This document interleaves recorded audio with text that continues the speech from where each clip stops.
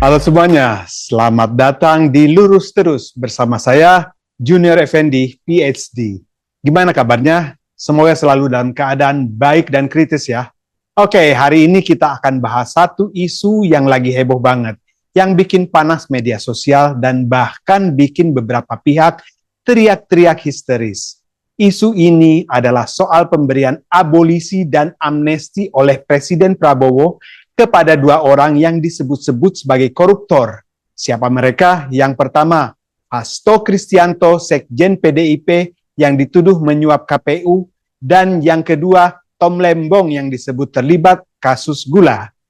Pemberian ini langsung memicu badai protes, terutama dari para pendukung Pak Jokowi yang merasa kecewa dan bilang, loh kok nggak konsisten sama janji kampanye Pak Prabowo yang mau berantas korupsi sampai ke Antartika. Di sisi lain, ada juga yang kegirangan. Elit-elit yang selama ini berseberangan dengan Pak Jokowi, sekarang malah beramai-ramai bersorak kemenangan. Mereka menjadikan ini momentum untuk menertawakan dan bahkan menghina Pak Jokowi di berbagai media. Tapi, apa iya ini cuma soal inkonsistensi?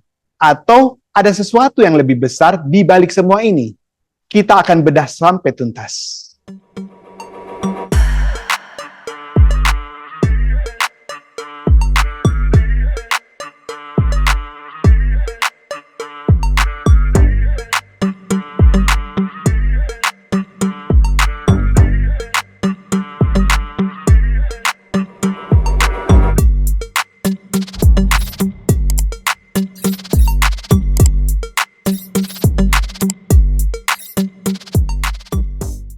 Saat pertama kali mendengar berita ini, terus terang saya juga bingung.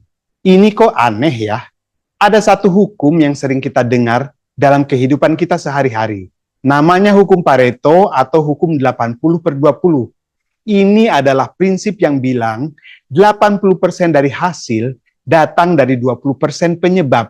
Dalam politik, ini sering diartikan bahwa 80% suara rakyat datang dari 20% kelompok strategis. Dan yang selama ini kita lihat, Pak Prabowo dan Pak Jokowi itu kan didukung oleh mayoritas, oleh 80% rakyat.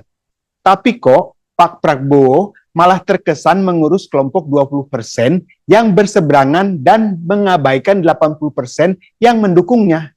Ini yang bikin saya berpikir, apa jangan-jangan ada strategi khusus di balik ini?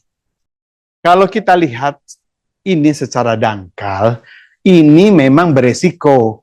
Tadinya kelompok 20% yang bermasalah itu hanya segelintir. Dengan adanya kasus ini, sekarang para pendukung 80% yang kecewa itu malah berpotensi pindah ke kelompok 20%. Tentu ini sangat berbahaya jika dilihat dari kacamata politik biasa. Tapi saya justru melihat ini sebagai langkah cerdas seorang jenderal perang. Ini bukan langkah bodoh. Ini adalah taktik pengelabuan yang jitu. Tujuannya satu, mengukur kekuatan musuh. Bayangkan, dengan satu langkah kecil, dengan satu keputusan yang kontroversial, Pak Prabowo berhasil membuat semua orang bersuara. Semua pihak terprovokasi. Para pendukung marah, para pembenci kegirangan. Dan dari semua suara yang diteriakan, dari semua aksi yang dilakukan, kita bisa langsung melihat dengan jelas seberapa besar dan seberapa berbahaya sih sebenarnya para penentang ini. Dan hasilnya ternyata hanya petasan cabai rawit. Anda tahu petasan cabai rawit kan? Itu petasan kecil yang sering dipakai bocil-bocil buat meramaikan pas lebaran. Bunyinya cuma cercet-cercet duar gitu. Sebentar aja, tapi bikin kaget. Tapi nggak ada dampaknya sama sekali. Tidak seperti kembang api atau bom atom yang bisa menghancurkan satu negeri ini. Begitu juga dengan keributan yang sekarang terjadi. Semua isu yang digoreng, mulai dari ijazah palsu, upaya pemakzulan, sampai kasus-kasus korupsi yang dipermasalahkan ini, hanyalah sampah-sampah kecil. Mereka ini mirip seperti ayam betina yang mengerami telurnya. selama berhari-hari diam, nggak terlihat, tapi begitu keluar langsung ribut petok-petok-petok dan buang kotoran. Dan kotoran itu baunya menyengat. Ya, orang-orang itu juga sama. Mereka hanya mengeluarkan kata-kata kotor, fitnah, dan omong kosong yang tidak ada isinya. Ada lagi satu hal yang paling penting dari kasus ini. Selama ini kita sering mendengar narasi bahwa ada kelompok-kelompok besar dan kuat yang bekerja di belakang layar, menyewa buzzer-buzzer untuk menyebarkan berita kotor, fitnah, dan hoaks. Mereka ini sering tersembunyi. Tapi dengan adanya kasus amnesti ini, semuanya menjadi terang benderang. Dunia langsung tahu sejelas-jelasnya siapa yang sebenarnya membela koruptor-koruptor ini. Siapa orang-orang yang berkepentingan di balik semua ini.